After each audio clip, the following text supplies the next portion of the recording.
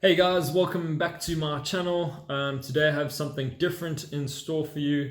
As most of you know that are watching this, I do have a degree in meteorology, an honors degree in meteorology, and a postgraduate certificate in forecasting. So I've decided that I want to share with you some meteorological concepts that will help you understand what's happening with the weather, what's happening outside, and hopefully give you a bit of information and something that you can learn just as a bit of a fun exercise. In today's video, I will be talking about high pressures and low pressures. We'll speak about the differences between them and then move on to what they look like on a model field. And I have prepared some satellite imagery for you guys. So I'm really excited to share with you that. And there is some interesting weather happening over South Africa today, so we'll be definitely looking at that as well. Please stay tuned, hold on until the end of the video, and let's jump into it. So the first thing I want to chat to you guys about is the basic principles of the high pressure and low pressure system. If you had to guess where air moves between these two systems, if you guess that air moves from a high pressure to a low pressure, you would be 100% correct. However, that is the case for a localized high and low pressure system, a small high and low pressure system. So for example, the best one that I can think of is that if you're on a plane traveling at quite a high altitude where there is less air, if there was a hole in the plane, where would the air move from? It would move from inside the plane to outside of the plane because there's more air within the plane itself. But this is the kicker when it comes to meteorology. Now, when you expand that scale, moving from a hole in a plane to a scale that covers quite a large proportion of the Earth, the Coriolis force comes into effect. And what that means is it changes the way in which air moves from the high pressure system to the low pressure system. So that straight line that we saw earlier, moving from a high pressure to a low system, is correct. But when the Coriolis force comes into play, air travels anti-clockwise around the high pressure system towards the low pressure system. But what happens when it reaches the low pressure system, it continues in a clockwise motion. And this is otherwise known as cyclonic motion. Sorry for the untidy arrow there, but that's the picture. That's what we get, and this is typical of any system that we look at over satellite imagery or in a model field or anything like that. These rings that I've drawn here, bear in mind that they are isobars, very contour-like, so they just indicate what the pressure is doing in that particular area. Sorry, I forgot to mention that sooner. Now we are on the model field. So I've just hopped on to windy.com. I'll leave a link in the description, but if you pretty much type in windy on your Google search bar, it should be the first result that you come across. I'm on my wind parameter, so the colors are indicating the speed of the wind. And I have rain, clouds, and then there's more layers. I'll just scroll through these quickly if you want to have a look through them. So things like humidity, fog, cloud tops, visibility, swell. Moving from that image that I showed you with the high and low pressure, we have those isobars. And here I want to show you, so you can have your pressure and particle animation. I'll mention what particle animation is in a sec. These are our isobars, and as you can see immediately, 1012, 1010, 1008, the pressure is decreasing towards the bottom part of my screen. And if we continue to follow those isobars all the way to the bottom, we find ourselves at a low pressure. So at the low pressure system, we have the lowest amount of pressure. Okay, let's just zoom out a bit and move towards, so I've prepared this high pressure and low pressure system here. So it's exactly what we saw. You just have a look at those labels quickly, moving from the highest pressure of 1028 towards the lowest pressure 1008 at the center of this low here.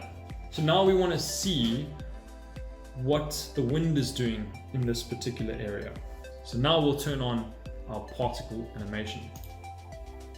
And as we can see, at the high pressure system, we have an anticyclonic motion that moves all the way around. If you just follow my cursor here, all the way around to this part here between the high and low pressure system, and then at the low pressure system begins to turn in a clockwise or cyclonic rotation. So that's the gist of it, and it works. It turns out that is the case all around the world. If we go down here, oh sorry, I zoomed in a bit too much there. We see this stronger winds. If you just left click in any particular point, you'll see the direction and the speed of the wind.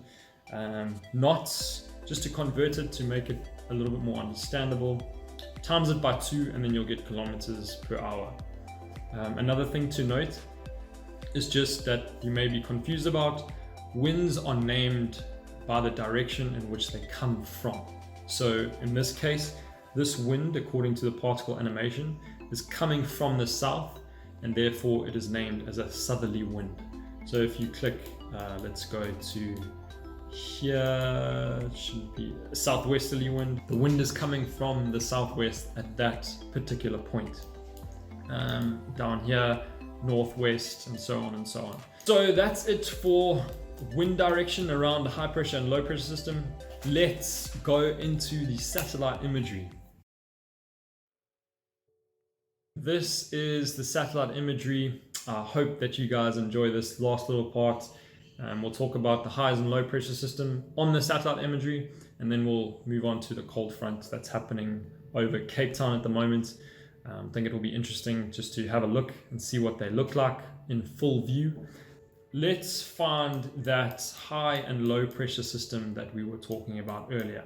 We are roughly in the same location, so just to confirm that, to the west of Namibia, we have that little low pressure system that we saw on the model, and we will double check that, and then the high pressure system over here as well. So we can't see it on satellite imagery, but we can definitely see that low pressure system. Okay, just to take you back here, this is exactly what we're seeing with that little low, that concentrated cyclonic motion, and that's what we have here as well, concentrated cyclonic motion around about the same area. As you have noticed, I'm sure, this large band of cloud is of course the cold front that is happening right now over Cape Town. It is currently, as I said before, 1:46 p.m. This image was taken at 09 UTC.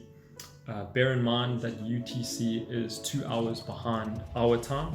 So this image was taken at 11 o'clock our time.